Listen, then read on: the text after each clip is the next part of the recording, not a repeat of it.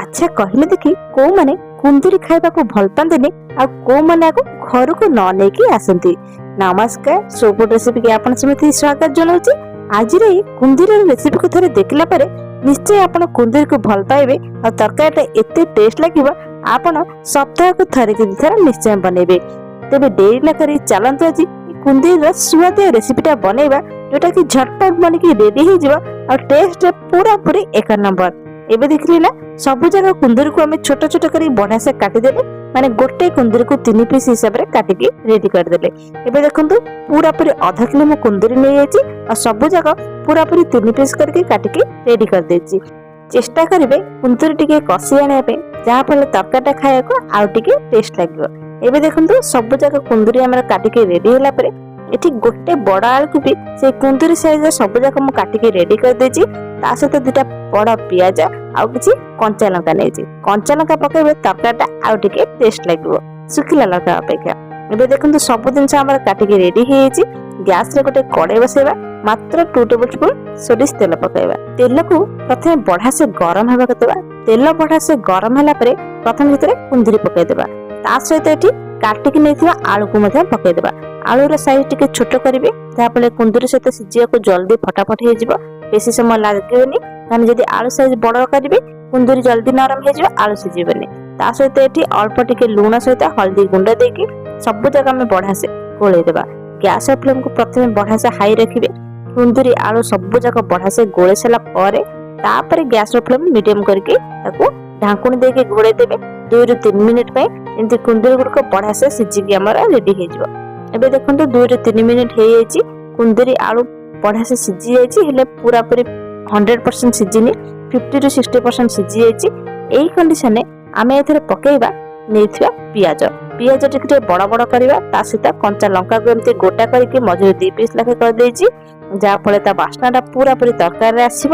ଆଉ ପିଆଜ ଏମିତି ଟିକେ ଗୋଟା ଗୋଟା ରହିଲେ ଖାଇବାକୁ ଆଉ ଟିକେ ଭଲ ଲାଗେ। ପିଆଜର କ୍ୱାଣ୍ଟିଟି ଆପଣଙ୍କ ହିସାବରେ କମ ବେଶୀ କରିପାରିବେ। ଆଉ 1 ରୁ 2 ମିନିଟ ପାଇଁ ଢାଙ୍କୁଣି ଦେଇକି ଘୋଡେଇ ଦେବା, ପିଆଜ ଗୁଡିକ ଟିକେ ନରମ ହେବା ପାଇଁ। ଏବେ ଦେଖନ୍ତୁ 1 ରୁ 2 ମିନିଟ ହେଇଯାଇଛି, ଭଜା ଆମର ବଢିଆ ସେ ଭାଜିକି ରେଡି ହେଇଯାଇଛି, ମାନେ ସବୁ ଯାକ ବଢିଆ ସେ ସିଝି ଯାଇଛି। ବେଶୀ ତାକୁ ଭାଜିବା ଦରକାର ନାହିଁ, ଏତିକି ଆମର ହେବା ଦରକାର ଯେମିତି ଟିକେ ବଢିଆ ସେ ସିଝିଥିବ।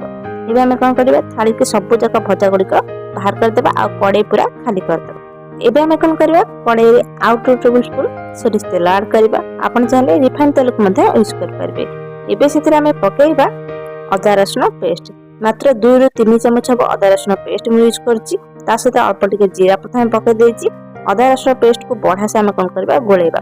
ଆପଣ ଚାହିଁଲେ ଅଦା ରସୁଣକୁ ଛେଚିକି ମଧ୍ୟ ୟୁଜ କରିପାରିବେ। ଏବେ ସେଥିରେ କିଛି ଗୁଣ୍ଡ ମସଲା ଆଡ କରିବା।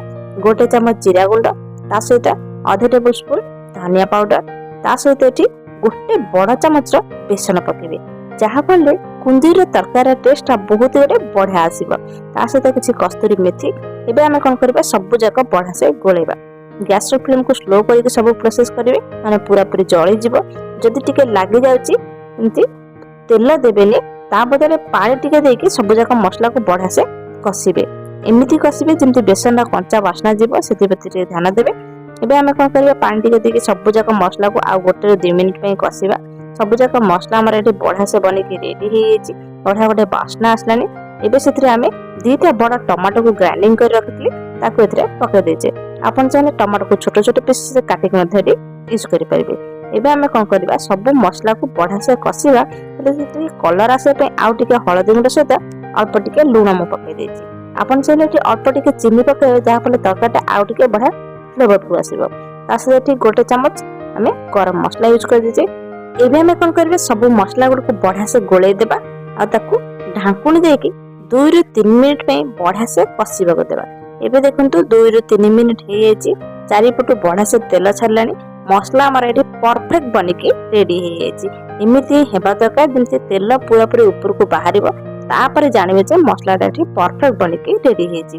ଏବେ ସେଥିରେ ଆମେ ଭାଜିକି ରଖିଥିବା କୁନ୍ଦୁରି ଆଳୁ ପିଆଜକୁ ସବୁ ଯାକ ପକେଇଦେବା।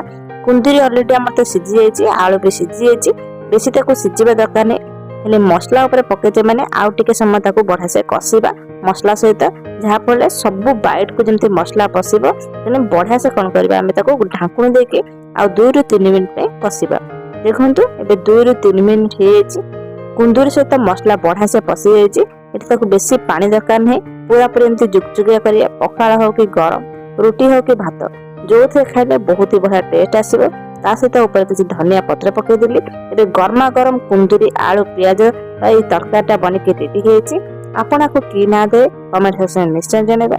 ମତେ ତ ରେସିପିଟା ବହୁତ ହି ବଢିଆ ଲାଗିଲା, ତେଣୁ ମୁଁ ଆପଣଙ୍କ ସହିତ ସେୟାର କଲି। ଏମିତି ଥରେ ଗରମା ଗରମ କୁନ୍ଦୁରିର ରେସିପି ଘରେ ବନେଇକି ଦେଖନ୍ତୁ। କୁନ୍ଦୁରି ନ ଖାଇବା ଲୋକ ବି କୁନ୍ଦୁରି ଖାଇବାକୁ ପସନ୍ଦ କରିବେ। ନମସ୍କାର, ରହିଲି, ଦେଖାହବା।